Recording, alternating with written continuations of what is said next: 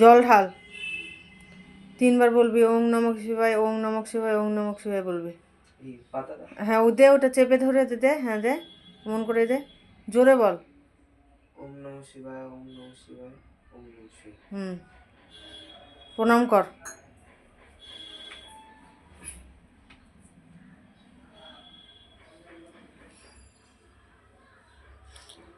ভালো করে প্রণাম কর, ঠাকুরকে বল সবাইকে যেন সুস্থ রাখে, ভালো রাখে, সব রকম বিপদের হাত থেকে রক্ষা করে সবাইকে।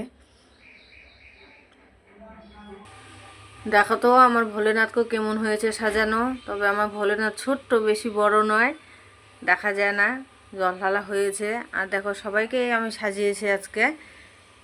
দেখো আমার ঠাকুরকে সাজানোটা কেমন হয়েছে। আর এই পূজা আমার কমপ্লিট হয়ে গেল। এরপরে এই জন্য একটু তোমাদের সামনে তুলে ধরলাম। তোমাদের কার কার পুজো হয়েছে, জল ঢালা হয়েছে, সবাই একটু জানাবে।